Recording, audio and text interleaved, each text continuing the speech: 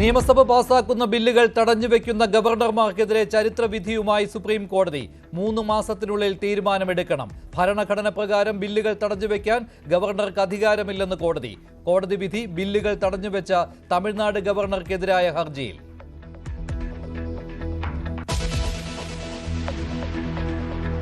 മലപ്പുറത്ത് വീട്ടിലെ പ്രസവത്തിനിടെ മരിച്ച യുവതിയുടെ ഭർത്താവ് അറസ്റ്റിൽ. സിറാജുദ്ദീനെതിരെ നരഹത്യ ചുമത്തി. വീട്ടിൽ പ്രസവിച്ചാൽ മതിയെന്ന് പ്രചാരണം നടത്തുന്നവർ നിരീക്ഷണത്തിൽ.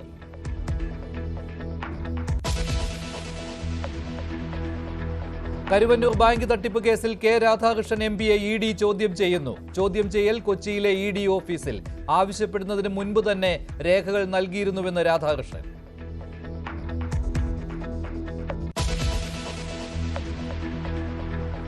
ഭാസ്കരക്കാരണവർ കൊലക്കേസ് കുറ്റവാളി ഷെറിന് പരോൾ. ശിക്ഷായിളവ് നൽകാനുള്ള നീക്കം പൊളിഞ്ഞതോടെ പുറത്തിറക്കാൻ സർക്കാരിന്റെ സഹായം. സ്വാഭാവിക പരോളെന്ന് ജയിൽ വകുപ്പ്.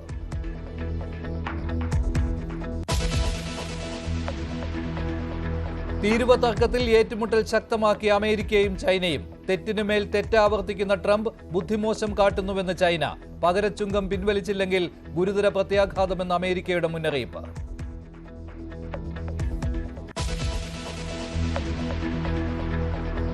CPI സമ്മേളനങ്ങളിൽ മത്സരം വിലക്കിയുള്ള സർക്കുലർ വിവാദത്തിലായതോടെ വിശദീകരണവുമായി നേതാക്കൾ. പാർട്ടിയുടെ നന്മയ്ക്ക് വേണ്ടി ചിലത് ചെയ്യുമെന്ന് സർക്കുലർ തള്ളാതെ ബിനോയ് വിശ്വം. ചില സർക്കുലറുകൾ വായിക്കാനുള്ളതാണെന്ന് കെ രാജൻ.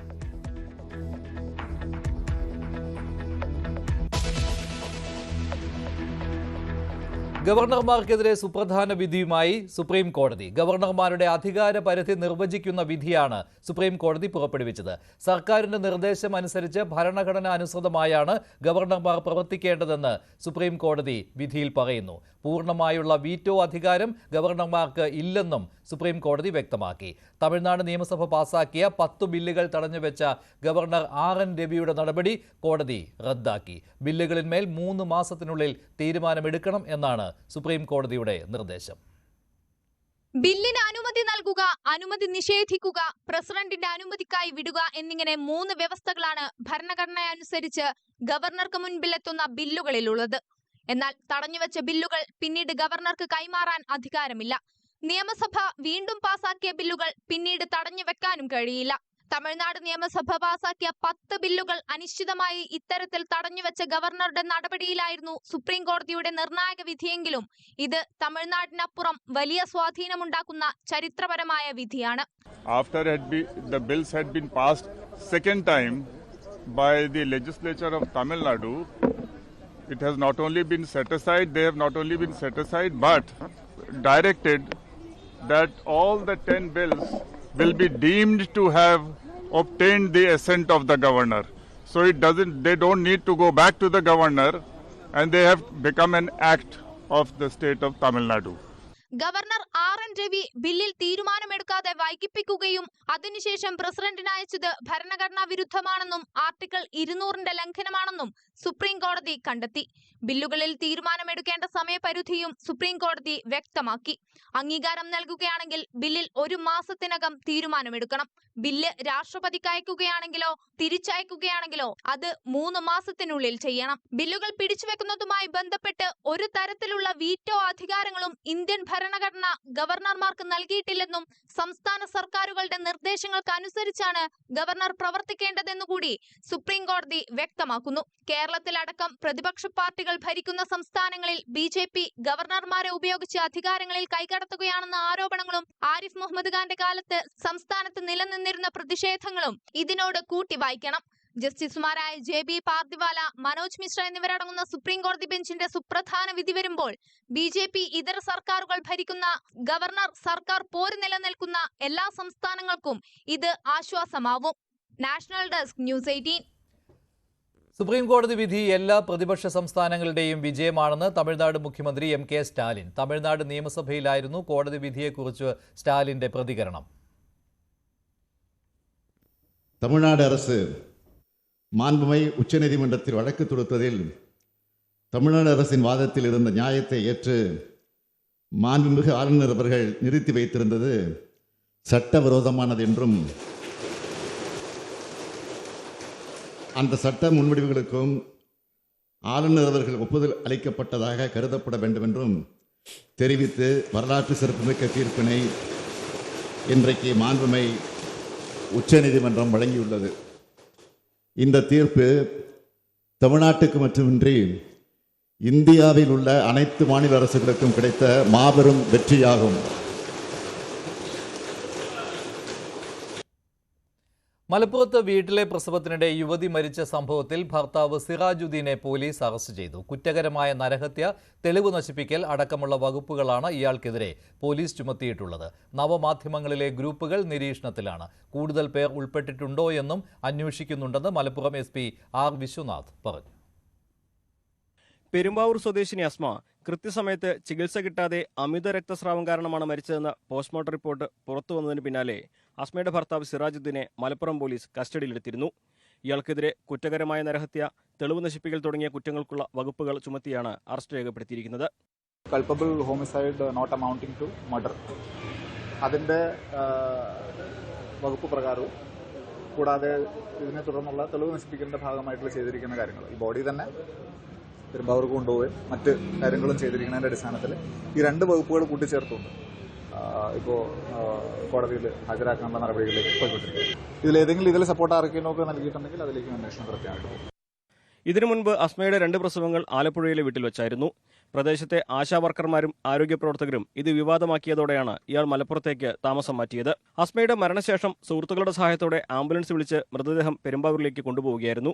ശ്വാസം മുട്ടൽ കാരണം മരിച്ച വയോധികയുടെ മൃതദേഹം കൊണ്ടുപോകാനാണെന്ന് പറഞ്ഞാണ് തന്നെ വിളിച്ചതെന്ന് ആംബുലൻസ് ഡ്രൈവർ അനിൽ വെളിപ്പെടുത്തി. നമുക്ക് കോൾ വന്നപ്പോൾ ഇങ്ങനെ ബോഡി എറണാകുളത്തേക്ക് കൊണ്ടുപോകാണ്ടെന്ന് പറഞ്ഞത്. പ്രായമായ സ്ത്രീയാണ്, ശ്വാസം മുട്ടി മരിച്ചതാണെന്ന് പറഞ്ഞു. നമ്മൾ കാണുന്നത് ഈ ബോഡി കട്ടിലേ കിടക്കുന്നു, തുണിയിൽ പൊതിഞ്ഞ് പായലും പൊതിഞ്ഞിട്ട് ബോഡി കിടക്കുന്നതാണ് കണ്ടത്. അവിടെ ഏകദേശം ഒരു 3-4 സ്ത്രീകളും 3-4 പുരുഷന്മാരും 2-3 പിള്ളേരും ഒക്കെയായിരുന്നു ഉണ്ടായിരുന്നത്. ബോഡി ഇതേ രീതിയിൽ കട്ടിലേ കിടക്കുന്നതായിരുന്നു കണ്ടത്. നമ്മളോട് പറഞ്ഞത് പ്രായം ചെന്ന സ്ത്രീയാണ് ശ്വാസം മുട്ടി മരിച്ചത്. നമുക്ക് മുഖം കാണാൻ പറ്റുന്നില്ലല്ലോ, ടേക്ക് ചെയ്ത് ഇതായിരുന്നു. അപ്പം പിന്നെ നമുക്ക് മുഖം തുറന്ന് നോക്കാൻ എന്തായാലും പറ്റത്തില്ല. നമ്മൾ ലാസ്റ്റ് അതിനകത്ത് ചെന്ന് കഴിയുമ്പോഴാണ് ഈ കാര്യങ്ങളൊക്കെ അറിയുന്നത്. 7ാം ക്ലാസ് വരെ മാത്രം സ്കൂൾ വിദ്യാഭ്യാസവും മദ്രസ വിദ്യാഭ്യാസവുമുള്ള സിറാജുദ്ദീൻ യൂട്യൂബ് വഴി മതപരമായ കാര്യങ്ങളും അശാസ്ത്രീയ ചികിത്സയും ആത്മീയ അന്ധവിശ്വാസങ്ങളും പ്രചരിപ്പിച്ചിരുന്നതായി പോലീസ് പറയുന്നു. ഇത്തരം കാര്യങ്ങൾ പങ്കുവച്ചിരുന്ന ഗ്രൂപ്പുകളെക്കുറിച്ചും സംഘങ്ങളെക്കുറിച്ചും പോലീസ് അന്വേഷണം തുടങ്ങിയിട്ടുണ്ട്. ന്യൂസ് 18 മലപ്പുറം. ശിക്ഷ ഇളവ് നൽകി പുറത്തിറക്കാനുള്ള നീക്കം പൊളിഞ്ഞതോടെ ഭാസ്കര കാരണവർ വധക്കേസ് പ്രതി ഷെറിന് പരോൾ നൽകി. 2 ആഴ്ചത്തേക്കാണ് പരോൾ അനുവദിച്ചത്. സ്വാഭാവിക പരോൾ എന്നാണ് ജയിൽ വകുപ്പിന്റെ വിശദീകരണം. കണ്ണൂർ വനിതാ ജയിലിൽ കഴിയുന്ന ഷെറിന് ഏപ്രിൽ 5 മുതൽ 15 ദിവസത്തേക്കാണ് പരോൾ അനുവദിച്ചത്. 3 ദിവസം യാത്രയ്ക്കും അനുമതിയുണ്ട്. ഇത് സ്വാഭാവിക പരോളെന്നാണ് ജയിൽ വകുപ്പിന്റെ വിശദീകരണം. 14 വർഷത്തെ ശിക്ഷാ കാലയളവിനുള്ളിൽ 500 ദിവസം ഷെറിന് പരോൾ ലഭിച്ചു. തിരഞ്ഞെടുപ്പ് പെരുമാറ്റച്ചട്ടം നിലനിന്ന കാലത്ത് പരോൾ അനുവദിക്കാൻ നിരോധനമുണ്ടെങ്കിലും ഷെറിന് ആദ്യ 30 ദിവസവും പിന്നീട് ദീർഘിപ്പിച്ച് 30 ദിവസം കൂടിയും പരോൾ നൽകിയിരുന്നു. കാമുകനൊപ്പം ജീവിക്കാനായി ഭർത്തൃപിതാവായ ചെങ്ങന്നൂർ സ്വദേശി ഭാസ്കര കാരണവരെ വധിച്ചതിന് 2010 ഷെറിന് ജീവപര്യന്തം ശിക്ഷ ലഭിച്ചത്. കാമുകൻ ബാസിത്ത് അലിക്കും സമാന ശിക്ഷ ലഭിച്ചിരുന്നു. ജയിലിലെ നല്ല നടപ്പ് കണക്കിലെടുത്ത് ഇയാളെ തുറന്ന ജയിലിലാണ് പാർപ്പിച്ചിരിക്കുന്നത്. ഷെറിന് ശിക്ഷാ ഇളവ് നൽകി വിട്ടയക്കാൻ മന്ത്രിസഭായോഗം തീരുമാനിച്ചിരുന്നു. അതിനു പിന്നിൽ ഒരു മന്ത്രിയുടെ സ്വാധീനമെന്ന ആരോപണം ഉയരുകയും വലിയ വിവാദങ്ങൾക്ക് വഴിവെക്കുകയും ചെയ്തു. ജയിലിലെ നല്ല നടപ്പ് പരിഗണിച്ചാണ് ശിക്ഷാ ഇളവ് ശുപാർശ എന്നായിരുന്നു ജയിൽ ഉപദേശക സമിതിയുടെ വിശദീകരണം. എന്നാൽ ശിക്ഷ ഇളവ് ചെയ്യാനുള്ള മന്ത്രിസഭായോഗ തീരുമാനം വന്നതിന് പിന്നാലെ കണ്ണൂർ ജയിലിലെ സഹതടവുകാരിയെ മർദ്ദിച്ച കേസിൽ ഷെറിൻ പ്രതിയായി. ഇതോടെ ശിക്ഷാ ഇളവിലെ തീരുമാനം സർക്കാർ മരവിപ്പിച്ചു. ഇതിനു പിന്നാലെയാണ് പരോൾ. ന്യൂസ് 18 തിരുവനന്തപുരം. സെക്യൂരിറ്റി ജീവനക്കാരൻ ചന്ദ്രബോസിനെ കൊലപ്പെടുത്തിയ മുഹമ്മദ് നിഷാമിന് 15 ദിവസത്തെ പരോൾ നൽകി. ഹൈക്കോടതിയാണ് പരോൾ അനുവദിച്ചത്. സർക്കാരിന്റെ എതിർപ്പ് തള്ളിക്കൊണ്ടാണ് ഉത്തരവ്. സർക്കാർ വാദം പരോൾ അനുവദിക്കാതിരിക്കാൻ മതിയായ കാരണമല്ലെന്ന് ഡിവിഷൻ ബെഞ്ച് വ്യക്തമാക്കുകയായിരുന്നു. സർക്കാരിന് യുക്തമായ വ്യവസ്ഥകൾ ചുമത്താമെന്നും ഹൈക്കോടതി അറിയിച്ചിട്ടുണ്ട്. തൃശൂർ ശോഭ സിറ്റിയിലെ സെക്യൂരിറ്റി ജീവനക്കാരനായ കണ്ടശാം കടവ് സ്വദേശി ചന്ദ്രബോസിനെ ജീപ്പിടിച്ച് കൊലപ്പെടുത്തിയ കേസിലാണ് മുഹമ്മദ് നിഷാം ജയിലിലായത്. സെക്യൂരിറ്റി ജീവനക്കാരനായ ചന്ദ്രബോസ് ഗേറ്റ് തുറക്കാൻ വൈകിയ ഗേറ്റിനടുത്ത് വാഹനം തടഞ്ഞ് ID കാർഡ് ചോദിച്ചതിലും പ്രകോപിതനായാണ് നിഷാം ചന്ദ്രബോസിനെ കൊലപ്പെടുത്തിയത്. പാലക്കാട് മുണ്ടൂരിൽ കാട്ടാനയുടെ ആക്രമണത്തിൽ കൊല്ലപ്പെട്ട അലന്റെ മൃതദേഹം അല്പസമയത്തിനകം സംസ്കരിക്കും. വീട്ടിൽ പൊതുദർശനത്തിനായി വെച്ച മൃതദേഹം അവസാനമായി കാണാൻ കാട്ടാനയുടെ ആക്രമണത്തിൽ ഗുരുതരമായി പരുക്കേറ്റ് ചികിത്സയിൽ കഴിയുകയായിരുന്ന അമ്മ വിജി എത്തി.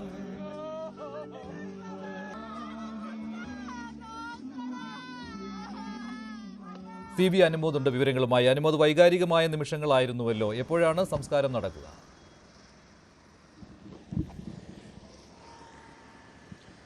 മഞ്ജുഷ്, അത്യധികം ഹൃദയവേദനയുടെ മാത്രമേ ആ ദൃശ്യങ്ങൾ നമുക്ക് ഉൾക്കൊള്ളാനാകൂ. അത്രമാത്രം വൈകാരികമായിരുന്നു. 12 മണിയോടെയാണ് തൃശ്ശൂർ മെഡിക്കൽ കോളേജിൽ നിന്നും വിജി ആംബുലൻസിൽ മകനെ അവസാനമായി ഒരു നോക്ക് കാണാൻ മുണ്ടൂരിലെത്തിയത്. അവിടെ നിന്നും 100 മീറ്ററോളം ദൂരം സ്ട്രെച്ചറിൽ കിടത്തി വിജിയെ മകൻ്റെ ഭൗതിക ശരീരത്തിനടുത്തേക്ക് കൊണ്ടുവന്നു. 2 ദിവസം മുൻപാണ് വീടിനടുത്ത് വെച്ച് അമ്മയും മകനും നടന്നു വരുമ്പോൾ കാട്ടാനാക്രമണത്തിൽ വിജിക്ക് ഗുരുതരമായി പരിക്കേറ്റതും അലന് ജീവൻ നഷ്ടമായതും.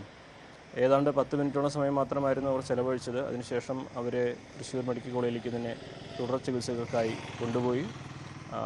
എങ്ങനെ ആ സാഹചര്യങ്ങൾ കണ്ട് നിൽക്കുമെന്ന് അവിടെയുള്ള ആർക്കും തന്നെ പറഞ്ഞു അറിയിക്കാൻ കഴിയാത്തത്ര വേദനയാണ് ഉണ്ടാക്കിയത്.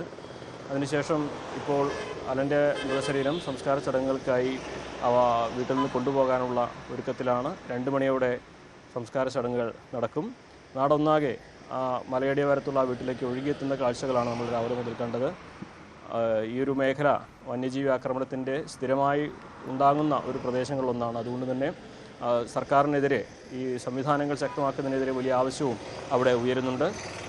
അതേസമയം തന്നെ ഈ സംഭവത്തെക്കുറിച്ച് DFOയുടെയും കളക്ടറുടെയും റിപ്പോർട്ടിൽ വ്യത്യസ്തത ഉണ്ടായതും മറ്റൊരു വിവാദത്തിന് വഴി തെളിച്ചിട്ടുണ്ട്. വനംവകുപ്പിൻ്റെ ഭാഗത്ത് നിന്ന് പിഴവുകൾ ഉണ്ടായില്ല എന്ന് DFO അവകാശപ്പെടുമ്പോൾ അങ്ങനെയല്ല, ജനങ്ങളുടെ ഭാഗത്ത് നിന്ന് ലഭിച്ച വിവരമെന്നാണ് കളക്ടർ നൽകിയ റിപ്പോർട്ട്. ഇതിൽ വനം മന്ത്രി ഇക്കാര്യത്തിൽ DFOയുടെ റിപ്പോർട്ട് തേടിയതായിട്ടും നമുക്ക് അറിയാൻ കഴിഞ്ഞിട്ടുണ്ട്.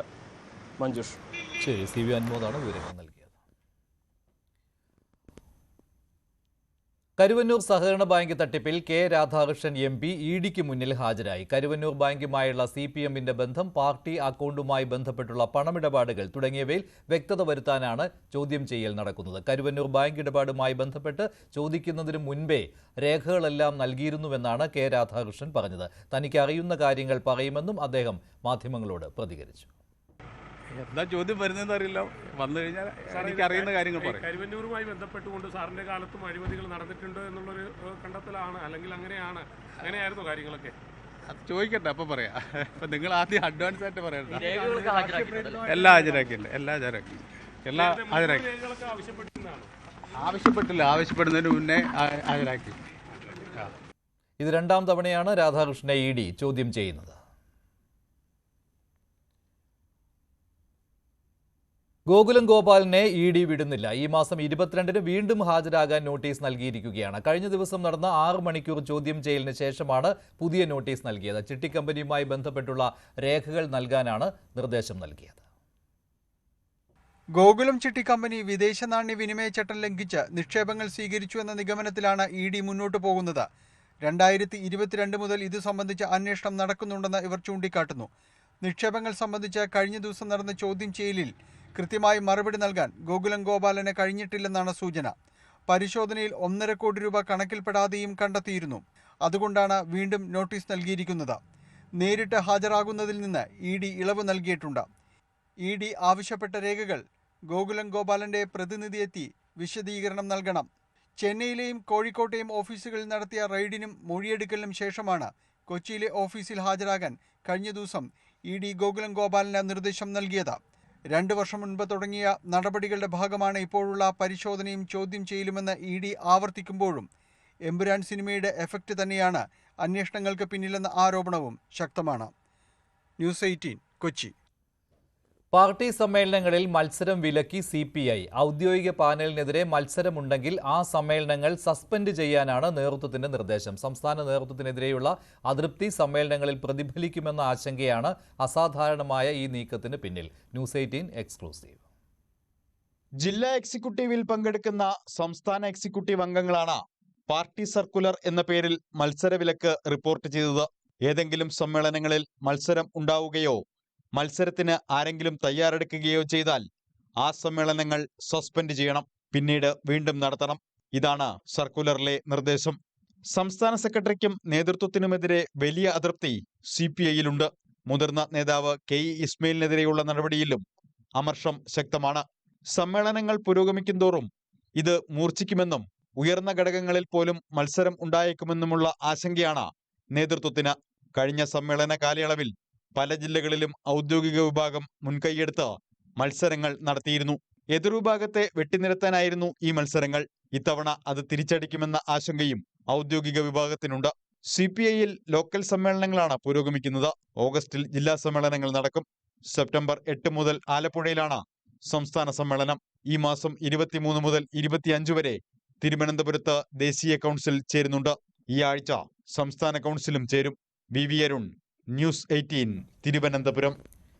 പാർട്ടി സർക്കുലർ തള്ളിപ്പറയാതെ CPI സംസ്ഥാന സെക്രട്ടറി ബിനോയ് വിശ്വം. CPI സമ്മേളനങ്ങളിൽ പാർട്ടിയുടെ നന്മയ്ക്കു വേണ്ടി ചിലത് ചെയ്യുമെന്നാണ് ബിനോയ് വിശ്വത്തിന്റെ പ്രതികരണം. കുറിച്ച് K. രാജനും പ്രതികരിച്ചു. ചില സർക്കുലർ പാർട്ടി സഖാക്കൾക്ക് വായിക്കാനുള്ളതാണെന്നും ഭരണഘടന ഉറപ്പു നൽകുന്ന എല്ലാ അവകാശങ്ങളും പാർട്ടി അംഗങ്ങൾക്കുണ്ടാകുമെന്നും മന്ത്രി K. രാജൻ പറഞ്ഞു. കമ്മ്യൂണിസ്റ്റ് പാർട്ടിയുടെ സമ്മേളനങ്ങളിൽ ഭരണഘടന ഉറപ്പു കൊടുക്കുന്ന എല്ലാ അവകാശങ്ങളും പാർട്ടി അംഗങ്ങൾക്കുണ്ടാകും.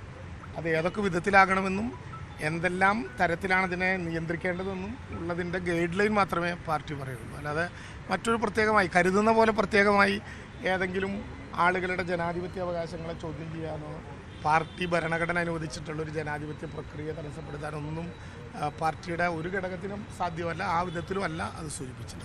CPI-യുടെ സമ്മേളനങ്ങളിൽ CPI-യുടെ ഭാവിക്ക് വേണ്ടി, നന്മയ്ക്ക് വേണ്ടി, വളർച്ചയ്ക്ക് വേണ്ടി ഉചിതമായ കാര്യം ചെയ്യാൻ CPI സമ്മതിക്കുക.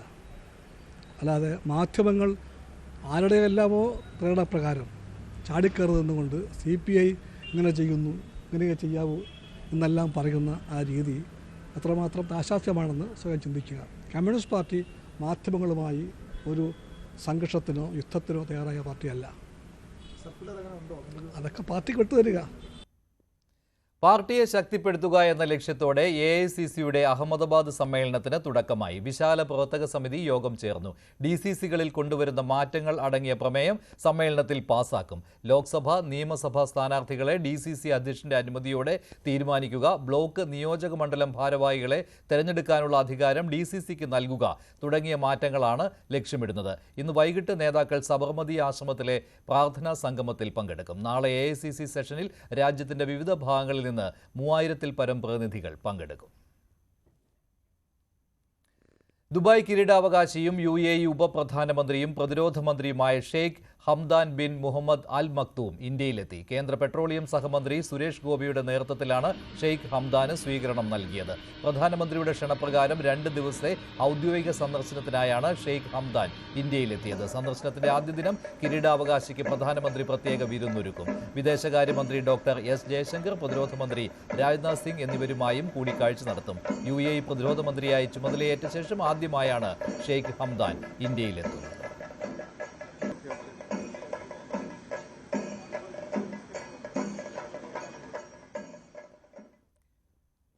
ഗാർഹിക സിലിണ്ടറിന് വില കൂട്ടിയതിൽ കടുത്ത പ്രതിഷേധത്തിലാണ് ഉപഭോക്താക്കൾ. ഇന്നലെയാണ് സിലിണ്ടറിന്റെ വില 50 രൂപ കൂട്ടിയത്. ഇന്നു മുതലാണ് വർധന നിലവിൽ വന്നത്. 14 കിലോ വരുന്ന സിലിണ്ടറിന് 50 രൂപയാണ് കൂട്ടിയിട്ടുള്ളത്. ഇത് സാധാരണ കുടുംബങ്ങളെ ബാധിക്കും എന്ന കാര്യം ഉറപ്പാണ്. നമുക്കിപ്പം ഒരു വീട്ടമ്മയാണ് ചേരുന്നത്. കേന്ദ്ര ഗവൺമെന്റ് ഈ BJP ഭരണം വന്നതിന് ശേഷം അടിക്കടി മാസം തോറുമുള്ള വർധനമാണ് വന്നിട്ടുള്ളത്. ക്രൂഡ് ഓയിലിന്റെ വില അന്താരാഷ്ട്ര വിപണിയിൽ ഏറ്റവും കുറഞ്ഞു നിൽക്കുന്ന സമയമാണ്. അപ്പോൾ വീട്ടമ്മമാരെന്ന നിലയിൽ ഞങ്ങളെപ്പോലെയുള്ളവർ ഏറെ പ്രതീക്ഷയോടെയാണ് അത് കണ്ടത്. അപ്പം വാതക വില കുറയുമെന്നുള്ള ഒരു പ്രതീക്ഷയിലുമാണ് ഞങ്ങൾ നിന്നത്. പക്ഷേ അതിനെ തകിടം മറിച്ചുകൊണ്ട് ഈ പാർലമെന്റ് സമ്മേളനം കഴിഞ്ഞ ഉടനെ തന്നെ ആ വില വർധന 50 രൂപയാണ് വർദ്ധിച്ചത്. അപ്പൊ ക്രൂഡ് ഓയിലിന്റെ വില ഇപ്പൊ തീരുവയും കൂടി 2 രൂപ വെച്ച് വർദ്ധിച്ചിരിക്കുകയാണ്, കൂട്ടുന്നുണ്ട്. അപ്പൊ ഈ നിലയിൽ സ്ത്രീകൾക്ക് നേരെയുള്ള ഒരു കടന്നാക്രമണം എന്ന രീതിയിൽ തന്നെയാണ് ഇത് കാണാൻ കഴിയുകയുള്ളൂ. നമുക്കതിനെതിരെ പ്രതിഷേധിക്കാൻ പോലും കഴിയാത്ത ഒരു അവസ്ഥയിലാണ് വന്നിരിക്കുന്നത്. പാചകവാതക വില വർധനവ് നമുക്ക് ഏറ്റവും വലിയൊരു ഇരട്ടടി വീട്ടമ്മ എന്ന രീതിയിലും കുടുംബം എന്ന രീതിയിലും ആ ബഡ്ജറ്റിൽ ഒരു ഇരുട്ടടി തന്നെയാണ് വന്നിട്ടുള്ളത്. വില കുറയ്ക്കാൻ കഴിയുന്നൊരു സമയമാണ്. പക്ഷേ അപ്പോഴും വില കുറയ്ക്കുന്നില്ല എന്ന ആരോപണമാണ് കേന്ദ്ര സർക്കാർ നേരിടുന്നത്. സംയുക്തമായ സമരത്തിന് പ്രതിപക്ഷ കക്ഷികൾ ആലോചിക്കുന്നുമുണ്ട്. അരുൺ പാലോടിനൊപ്പം ബി വിനോദ്, ന്യൂസ് 18 തിരുവനന്തപുരം. സ്വർണ്ണക്കടത്ത് കേസിലെ പ്രതി അർജുൻ ആയങ്കി തിരുവനന്തപുരത്ത് കേന്ദ്രീകരിക്കുന്നു. ഇയാളുമായി സൗഹൃദം പാടില്ലെന്നും ഒരു തരത്തിലും പ്രോത്സാഹിപ്പിക്കരുതെന്നും പ്രവർത്തകർക്ക് CPM നേതൃത്വം നിർദ്ദേശം നൽകിയിട്ടുണ്ട്. AKG സെന്റർ ആക്രമണ കേസിലെ പ്രതിയും അർജുനും ഒരുമിച്ച് മദ്യപിക്കുന്ന ദൃശ്യങ്ങൾ CPM നേതാവ് IP ബിനു പുറത്തുവിട്ടു.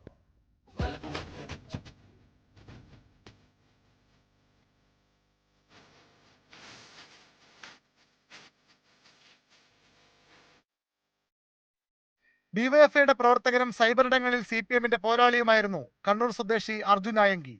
പിന്നീട് സ്വർണ്ണക്കടത്ത്, സ്വർണ്ണപ്പൊട്ടിക്കൽ സംഘങ്ങളുമായി ഇയാളുടെ ബന്ധം പുറത്തു വന്നു. ഡിവൈഎഫ്ഐ തള്ളിപ്പറയുകയും പോലീസ് നടപടികൾ ശക്തമാക്കുകയും ചെയ്തതോടെ അർജുൻ പ്രവർത്തന മേഖല കണ്ണൂരിൽ നിന്ന് മാറ്റി. ഇപ്പോൾ ഇയാൾ എറണാകുളം, തിരുവനന്തപുരം ജില്ലകൾ കേന്ദ്രീകരിച്ച് പ്രവർത്തിക്കുന്നുവെന്നാണ് പോലീസ് പറയുന്നത്. സൈബറിടങ്ങളിൽ CPMന് വേണ്ടി ഇടപെട്ടിരുന്ന അർജുൻ ആയങ്കിക്ക് പാർട്ടി അണികൾക്കിടയിലും വലിയ സ്വാധീനമുണ്ട്. അത് മുതലെടുത്താണ് തലസ്ഥാനത്തടക്കം ഇയാളുടെ പ്രവർത്തനം. അടുത്തിടെ കേരള യൂണിവേഴ്സിറ്റി ഹോസ്റ്റലിൽ ഇയാൾ താമസിച്ചതും ഈ ബന്ധം ഉപയോഗിച്ചാണ്. കഴിഞ്ഞ ആഴ്ച തിരുവനന്തപുരം കുളത്തൂരിൽ SFIയുടെ മുൻ നേതാവിന്റെ വീട്ടിൽ നിന്ന് അർജുനെ പോലീസ് കസ്റ്റഡിയിലെടുത്തിരുന്നു. അതിനുശേഷമുള്ള ദൃശ്യങ്ങളാണ് ഇന്നലെ IP ബിനു പുറത്തുവിട്ടത്.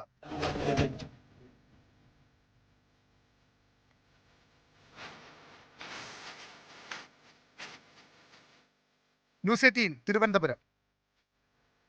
നിലമ്പൂർ ഉപതെരഞ്ഞെടുപ്പിൽ PV അൻവർ ഒരു സ്വാധീനവും ചെലുത്തില്ല എന്ന് CPM മലപ്പുറം ജില്ലാ സെക്രട്ടറി VP അനിൽ. അൻവറിന് മണ്ഡലത്തിൽ ഒന്നും ചെയ്യാൻ കഴിയില്ല. പാർട്ടിയുടെ അടിയുറച്ച വോട്ടുകളാണ് നിലമ്പൂരിൽ 2 തവണയും വിജയം സാധ്യമാക്കിയത്.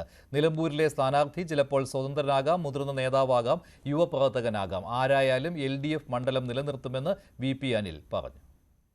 നമ്മോടൊപ്പം ചേരുന്നത് CPMന്റെ മലപ്പുറം ജില്ലാ സെക്രട്ടറിയാണ് ശ്രീ VP അനിൽ. സർക്കാരിനോടൊപ്പം നിലമ്പൂർ അസംബ്ലി മണ്ഡലം 8 വർഷക്കാലം നിന്നു. ആ 8 വർഷക്കാലത്തിനിടയിൽ നിലമ്പൂരിൻ്റെ ഇന്ന് വരെയുള്ള ചരിത്രത്തിൽ ഇല്ലാത്ത രൂപത്തിലുള്ള വികസന പ്രവർത്തനങ്ങളാണ് നടന്നിട്ടുള്ളത്. അതുകൊണ്ട് പൂർണ്ണമായ ആത്മവിശ്വാസത്തോടു കൂടിയിട്ടാണ് ഒരു തെരഞ്ഞെടുപ്പിനെ നേരിടാൻ ഇടതുപക്ഷത്തിന് കഴിയുന്നത്. UDFന്റെ ഉറച്ച മണ്ഡലമായിരുന്ന നിലമ്പൂർ PV അൻവറിൻ്റെ വ്യക്തിപരമായ മികവ് കൂടി ഒരു ഘടകമായിരുന്നു പിടിച്ചെടുക്കുന്നതിൽ. ഇടതുപക്ഷത്തിന് ശക്തമായ ഒരു വോട്ടിംഗ് അടിത്തറയും പാർട്ടി ബേസുമുള്ള സ്ഥലമാണ് നിലമ്പൂർ. അപ്പോൾ ആ അടിത്തറയിൽ നിന്നുകൊണ്ടാണ് അദ്ദേഹത്തിൻ്റെ വിജയം ഉണ്ടായിട്ടുള്ളത്. എൻ്റെ വിജയം ഇടതുപക്ഷ ജനാധിപത്യ മുന്നണി ഗവൺമെൻറ്റിൻ്റെയും അതിന് നേതൃത്വം നൽകുന്ന പിണറായിയുടെയും വോട്ടിൻ്റെ പിൻബലത്തിലാണ് ഞാൻ ജയിച്ചിട്ടുള്ളത് എന്നുള്ളത് അദ്ദേഹം തന്നെ പത്രക്കാരോട് പറഞ്ഞിട്ടുണ്ട്. ഇദ്ദേഹം പോയി എന്നുള്ളതുകൊണ്ട് ആ അടിത്തറയ്ക്ക് ഒരു തകരാറ് സംഭവിച്ചിട്ടില്ല. ഒരു കുഞ്ഞു പോലും പാർട്ടിയിൽ നിന്ന് വിട്ടുപോയിട്ടില്ല. ഒരു സ്വാധീനവും ഈ തെരഞ്ഞെടുപ്പുമായി ബന്ധപ്പെട്ടുകൊണ്ട് ഉണ്ടാക്കാൻ വേണ്ടി കഴിയില്ല. കൊല്ലം കോട്ടുക്കൽ മഞ്ഞിപ്പുഴ ക്ഷേത്രോത്സവത്തിലെ ഗാനമേളയിൽ RSS ഗണഗീതം പാടിയ സംഭവത്തിൽ കേസ്. കോട്ടുക്കൽ സ്വദേശി പ്രതിൻ നൽകിയ പരാതിയിലാണ് കേസെടുത്തത്. ഗണഗീതം ആലപിച്ച നാഗർകോവിൽ നൈറ്റ് ബേർഡ്സ് ഗായകർ, ക്ഷേത്രോപദേശക കമ്മിറ്റി, ഉത്സവാഘോഷ കമ്മിറ്റി എന്നിവർക്കെതിരെയാണ് കേസെടുത്തത്. വിവാദമായ പശ്ചാത്തലത്തിൽ ദേവസ്വം ബോർഡ് അന്വേഷണം പ്രഖ്യാപിച്ചിരുന്നു. ദേവസ്വം കൊട്ടാരക്കര അസിസ്റ്റന്റ് കമ്മീഷണറാണ് അന്വേഷിക്കുന്നത്. ഗണഗീതം ക്ഷേത്ര പരിപാടിയിൽ ബോധപൂർവം പാടി എന്നതാണ് ദേവസ്വം ബോർഡിന്റെ ഉന്നതതല യോഗത്തിലെ വിലയിരുത്തൽ. ഇന്ന് ചേരുന്ന യോഗം വിഷയം ചർച്ച ചെയ്യും. മുനമ്പം വഖഫ് ഭൂമിയാണെന്ന വഖഫ് ബോർഡിന്റെ ഉത്തരവിനെതിരെ ഫാറൂഖ് കോളേജ് മാനേജ്മെന്റ് അസോസിയേഷൻ നൽകിയ ഹർജിയിൽ വാദം തുടങ്ങി. വഖഫ് ബോർഡിന്റെ 2019 ഉത്തരവും വഖഫ് രജിസ്റ്ററിൽ സ്ഥലം ഉൾപ്പെടുത്തിയിട്ടുള്ള ഉത്തരവും റദ്ദാക്കണമെന്നാണ് ഹർജിയിലെ ആവശ്യം. പൂർണ്ണമായും കോളേജിന്റെ കാര്യങ്ങൾക്കായാണ് സിദ്ദിഖ് സേഠ് ഭൂമി നൽകിയതെന്ന് വഖഫ് ബോർഡ്. ഏതെങ്കിലും കാലത്ത് കോളേജ് പ്രവർത്തിക്കാതെ വന്നാൽ ഭൂമി തിരിച്ചെടുക്കാൻ അവകാശമുണ്ടെന്ന് രേഖകളിൽ പറയുന്നതായി ബോർഡ് വാദിച്ചു. എന്നാൽ ഭൂമി വിൽക്കാനുള്ള സ്വാതന്ത്ര്യമുണ്ടെന്ന് കോളേജ് വാദിച്ചു. മുനമ്പത്ത് BJP നുഴഞ്ഞു കയറാൻ ശ്രമിക്കുന്നുവെന്ന് മന്ത്രി K. രാജൻ. സ്വീകരണം വാങ്ങിയും നുഴഞ്ഞു കയറിയുമല്ല പ്രശ്നം പരിഹരിക്കേണ്ടത്. രാജ്യത്തെ ന്യൂനപക്ഷങ്ങൾ ആക്രമിക്കപ്പെടുന്നതിനെക്കുറിച്ചുകൂടി BJP നേതാക്കൾ മുനമ്പത്ത് പറയാൻ തയ്യാറാകണമെന്നും K. രാജൻ ആവശ്യപ്പെട്ടു. ഓണറേറിയം വർധനവിനെക്കുറിച്ച് രേഖാമൂലം ഉറപ്പ് നൽകിയാൽ സമരം അവസാനിപ്പിക്കാം എന്ന നിലപാടുമായി ആശമാർ. ഓണറേറിയം വർദ്ധിപ്പിക്കാൻ കമ്മിറ്റിയെ നിയോഗിക്കേണ്ടതില്ല. വിഷയങ്ങൾ പഠിക്കാൻ കമ്മിറ്റിയെ നിയോഗിക്കുന്നതിനെ സ്വാഗതം ചെയ്യുകയാണെന്നും ആശാ വർക്കർ അസോസിയേഷൻ പറയുന്നു. പഠിക്കാനായി സർക്കാർ നിയോഗിക്കുന്ന കമ്മിറ്റി 1 മാസത്തിനകം റിപ്പോർട്ട് നൽകുമെന്ന് ഉറപ്പ് കിട്ടിയാൽ സെക്രട്ടേറിയറ്റ് മുന്നിലെ സമരം അവസാനിപ്പിക്കാമെന്നാണ് ആശാ വർക്കർമാരുടെ നിലപാട്. ഇതിനിടെ കമ്മിറ്റിയെ നിശ്ചയിച്ച് മുന്നോട്ടു പോകാനാണ് ആരോഗ്യവകുപ്പിന്റെ നീക്കം. ആരോഗ്യമന്ത്രിക്ക് പിന്നാലെ തൊഴിൽ വകുപ്പ് മന്ത്രിയായും കഴിഞ്ഞ ദിവസം ആശമാർ ചർച്ച നടത്തിയെങ്കിലും ഇതുവരെ സമവായത്തിന്റെ പാത തെളിഞ്ഞിട്ടില്ല. കമ്മിറ്റിയെ വെച്ച് പഠനം നടത്തി 3 മാസത്തിനകം തീരുമാനം കൈക്കൊള്ളാമെന്ന് സർക്കാർ നേരത്തെ അറിയിച്ചിരുന്നു. എന്നാൽ ഓണറേറിയം വർദ്ധിപ്പിക്കാൻ കമ്മിറ്റിയുടെ ആവശ്യമില്ലെന്ന നിലപാടിലാണ് സമരസമിതി. അദ്ദേഹം ഞങ്ങൾ ആരോഗ്യമന്ത്രിയായിട്ട് നടത്തിയ ചർച്ചയുടെ മിനിറ്റ്സുമായിട്ടാണ് വന്നത്. ഓണറേറിയം വർദ്ധിപ്പിക്കാൻ തത്വത്തിൽ തീരുമാനിച്ചിട്ടുണ്ട് എന്നതിനകത്ത് എഴുതി വെച്ചിട്ടുണ്ട്. നമ്മൾ പറഞ്ഞു നമുക്ക് അങ്ങനെ എഴുതി വെച്ചുകൊണ്ടായില്ലല്ലോ, അതൊരു പ്രഖ്യാപനം വേണ്ടേ. ആ പ്രഖ്യാപനം ഇല്ലാതെ ഞങ്ങൾക്ക് പോകാൻ കഴിയില്ല എന്ന് അദ്ദേഹത്തോട് പറഞ്ഞു. അപ്പൊ അതിന് പ്രയാസമാണെന്ന് അദ്ദേഹം പറഞ്ഞു. ഇപ്പൊ 2 ദിവസം കൊണ്ട് തീരുമാനിക്കാവുന്ന കാര്യമല്ലല്ലോ ഒരു തുക പ്രഖ്യാപിക്കുക എന്ന് പറയുന്നത്. കമ്മിറ്റി എന്ന് പറയുന്നത് ഈ സമരം നിർത്തിപ്പാൻ നമ്മളോട് ആവശ്യപ്പെടാൻ വേണ്ടിയിട്ടുള്ള ഒരു സജഷൻ മാത്രമായിട്ടാണ് നമ്മൾ. നിലവിൽ ആരോഗ്യവകുപ്പ് നിശ്ചയിച്ച കമ്മിറ്റിയെ ഉടൻ പ്രഖ്യാപിക്കും. ആശമാരുടെ കാര്യത്തിൽ സർക്കാർ അങ്ങേയറ്റം വിട്ടുവീഴ്ച ചെയ്തിട്ടുണ്ടെന്നും ഇതിൽ കൂടുതൽ ഒരു സർക്കാരിനും ചെയ്യാനാകില്ലെന്നുമായിരുന്നു തൊഴിൽ മന്ത്രിയുടെ പ്രതികരണം. ഒരു വിഭാഗം ആശയുടെ നേതാക്കന്മാർ തൊഴിൽ മന്ത്രി എന്നുള്ള നിലയിൽ എന്നെ വന്ന് കാണുകയും ഒത്തുതീർപ്പുണ്ടാക്കുന്നതിന് വേണ്ടിയുള്ള സഹായങ്ങൾ ചെയ്യണമെന്ന് ആവശ്യപ്പെടുകയും ചെയ്തു. 5 പ്രാവശ്യം ആരോഗ്യവകുപ്പ് മന്ത്രി കൂടിക്കാഴ്ച നടത്തി, 2 പ്രാവശ്യം കേന്ദ്ര ഗവൺമെന്റിനെ കാണാൻ വേണ്ടി പോയി. ഇത്രയധികം ഒരു സമരം ഒത്തുതീർപ്പാക്കുന്നതിന് വേണ്ടി ഒരു മന്ത്രി ഇനിഷ്യേറ്റീവ് എടുക്കുക എന്ന് പറഞ്ഞാൽ ഏറ്റവും വലിയ കാര്യം തന്നെയാണ്. സംസ്ഥാന ഗവൺമെന്റ് ഏറ്റവും അധികം വിട്ടുവീഴ്ച ചെയ്തുകൊണ്ടുള്ള ഒത്തുതീർപ്പ് വ്യവസ്ഥകളാണ് അവതരിപ്പിക്കപ്പെട്ടിട്ടുള്ളത്. ഏത് ഗവൺമെന്റ് ആയിരുന്നാലും ഇതിനപ്പുറം ഒരു വ്യവസ്ഥ ഉണ്ടാവാൻ വേണ്ടി പോകുന്നില്ല. സമരത്തിന്റെ ഭാഗമായി വിവിധ മേഖലകളിൽ നിന്നുള്ള പ്രതിനിധികൾ പങ്കെടുക്കുന്ന പൌരസംഗമം ഈ മാസം 12-ന് സെക്രട്ടേറിയറ്റിന് മുന്നിൽ നടക്കും. അതേസമയം സമരത്തെ ആദ്യം പിന്തുണച്ച ചില ട്രേഡ് യൂണിയനുകളും രാഷ്ട്രീയ പാർട്ടികളും ഇപ്പോൾ മലക്കം മറിഞ്ഞെന്ന ആരോപണവും ആശമാർക്കിടയിലുണ്ട്. അനിശ്ചിതകാല രാപ്പകൽ സമരം 58-ാം ദിവസവും നിരാഹാര സമരം 20-ാം ദിവസത്തിലേക്കും കടന്നു. ന്യൂസ് 18 തിരുവനന്തപുരം. താരിഫ് തർക്കത്തിൽ അമേരിക്കയും ചൈനയും നേർക്കുനേർ. ചൈന ഏർപ്പെടുത്തിയ 34% പകരച്ചുങ്കം ഒഴിവാക്കിയില്ലെങ്കിൽ ഗുരുതര പ്രത്യാഘാതം നേരിടേണ്ടി വരുമെന്നാണ് അമേരിക്കയുടെ മുന്നറിയിപ്പ്. പകരം തീരുവ പ്രഖ്യാപനത്തിൽ അമേരിക്കൻ ഓഹരി വിപണികൾ കൂപ്പുകുത്തിയതിന് പിന്നാലെയാണ് ചൈനയ്ക്കെതിരെ അമേരിക്ക നിലപാട് കടുപ്പിച്ചത്. സോഷ്യൽ മീഡിയ പ്ലാറ്റ്ഫോമായ ട്രൂത്ത് സോഷ്യലിലൂടെയാണ് ഡൊണാൾഡ് ട്രംപ് ചൈനയ്ക്കെതിരായ നീക്കം പ്രഖ്യാപിച്ചത്. US പകരം തീരുവ പ്രഖ്യാപിച്ചതിന് പിന്നാലെ അതേ നാണയത്തിൽ ചൈനയും തിരിച്ചടിച്ചിരുന്നു. 34% താരിഫാണ് ചൈന അമേരിക്കയിൽ നിന്നുള്ള ഇറക്കുമതികൾക്ക് ഏർപ്പെടുത്തിയത്. ഇതോടെ അമേരിക്കൻ ഓഹരി വിപണികൾ കൂപ്പുകുത്തി. പ്രതിസന്ധി താത്കാലികമെന്നും ആശങ്ക വേണ്ടെന്നും പ്രഖ്യാപിച്ച ട്രംപ് പക്ഷേ ചൈനയോട് നിലപാട് കടുപ്പിച്ചു. 34% താരിഫ് പിൻവലിച്ചില്ലെങ്കിൽ ചൈനയ്ക്കുമേൽ 50% അധിക തീരുവ ഏർപ്പെടുത്തുമെന്നാണ് ട്രംപിന്റെ ഭീഷണി. നാളെ മുതൽ അധിക താരിഫ് നിലവിൽ വരുമെന്നും ട്രംപ് പ്രഖ്യാപിച്ചു. ലോകത്തെ 2 സാമ്പത്തിക ശക്തികൾ നേർക്കുനേർ നിൽക്കുമ്പോൾ ആഗോള സാമ്പത്തിക മാന്ദ്യമടക്കം മുൻകൂട്ടി പ്രവചിക്കുകയാണ് വിദഗ്ധർ. യൂറോപ്പ്, ഏഷ്യൻ രാജ്യങ്ങളിലും ഓഹരി വിപണികൾ താഴേക്കാണ്. ഇന്ത്യൻ സെൻസെക്സ് ഒറ്റയടിക്ക് 3000 പോയിന്റാണ് ഇടിഞ്ഞത്. നിഫ്റ്റി 1000 പോയിന്റും ഇടിഞ്ഞു. ജപ്പാൻ, മലേഷ്യ എന്നീ രാജ്യങ്ങളുടെ സൂചികകൾ 9% വരെ താഴ്ന്നു. ഹോങ്കോങ്ങിന്റെ സൂചിക 13.2% ഇടിഞ്ഞു. 1997 ശേഷം ഇതാദ്യമായാണ് ഹോങ്കോങ്ങിന് ഇത്ര വലിയ ഇടിവ് സംഭവിക്കുന്നത്. വെല്ലുവിളികൾ നിറഞ്ഞ ഘട്ടത്തിലൂടെയാണ് ലോകം ഇപ്പോൾ കടന്നു പോകുന്നതെന്നാണ് ബ്രിട്ടീഷ് പ്രധാനമന്ത്രി കെയർ സ്റ്റാമറിന്റെ പ്രതികരണം. ജാപ്പനീസ് പ്രധാനമന്ത്രി ഷിഗേരു ഇഷിബ ഫോണിലൂടെ ട്രംപുമായി സംസാരിച്ചു. യൂറോപ്യൻ യൂണിയനും സാഹചര്യങ്ങൾ വിലയിരുത്തി പരിഹാര നിർദ്ദേശങ്ങൾ ചർച്ച ചെയ്യുകയാണ്. വ്യാവസായിക ആവശ്യങ്ങൾക്കുള്ള ചരക്ക് നീക്കത്തിന് തീരുവ ഒഴിവാക്കണമെന്ന ആവശ്യമാണ് ചർച്ചകളിൽ ഉയരുന്നത്. യൂറോപ്യൻ യൂണിയൻ വാണിജ്യ മന്ത്രിമാർ ബ്രസൽസിൽ യോഗം ചേർന്നു. ഉഭയകക്ഷി ചർച്ചയിലൂടെ പരിഹാര ഫോർമുല കണ്ടെത്താനുള്ള നീക്കത്തിലാണ് ഇന്ത്യ. ഇന്ത്യൻ വിദേശകാര്യമന്ത്രി S Jaishankar American state secretary Marco റൂബിയോയുമായി സംസാരിച്ചു. അമേരിക്കയുടെ ഭീഷണിയോട് ചൈന എങ്ങനെ പ്രതികരിക്കുമെന്ന ആകാംക്ഷയിലാണ് ലോകരാജ്യങ്ങൾ. News desk, news 18. IPL-ൽ ഇന്ന് 2 മത്സരങ്ങൾ. ആദ്യത്തെ കളിയിൽ Kolkata knight riders Lucknow super ജയൻസിനെ നേരിടും. കൊൽക്കത്ത ഈഡൻ ഗാർഡൻസിൽ നടക്കുന്ന മത്സരം 2 ടീമുകൾക്കും വിജയം അനിവാര്യമാണ്. രണ്ടാമത്തെ മത്സരത്തിൽ പഞ്ചാബ് കിങ്സ് ചെന്നൈ സൂപ്പർ കിങ്സിനെ നേരിടും. പഞ്ചാബ് ക്രിക്കറ്റ് അസോസിയേഷൻ സ്റ്റേഡിയത്തിലാണ് മത്സരം. ഇനി സ്വർണം വെള്ളി നിരക്കുകൾ കൂടി നോക്കാം. കവിത ഗോൾഡ് ആൻഡ് ഡയമണ്ട്സ് ഇന്നത്തെ സ്വർണം വെള്ളി നിരക്കുകൾ നിങ്ങൾക്കായി സമർപ്പിക്കുന്നത് Kavita Gold and Diamonds. Choose your special. സ്വർണം 22 ക്യാരറ്റ് ഗ്രാമിന് 8,225, പവന് 65,800. 18 ക്യാരറ്റ് ഗ്രാമിന് 6,780, പവന് 54,240. വെള്ളി ഗ്രാമിന് 102, കിലോയ്ക്ക് 1,02,000 രൂപ. കവിത ഗോൾഡ് ആൻഡ് ഡയമണ്ട്സ് ഇന്നത്തെ സ്വർണം വെള്ളി നിരക്കുകൾ നിങ്ങൾക്കായി സമർപ്പിച്ചത് Kavita Gold and Diamonds. Choose your special. ഇടവേളയ്ക്ക് ശേഷം സകലമാന കേരളം ഹരികൃഷ്ണൻ ചേരും.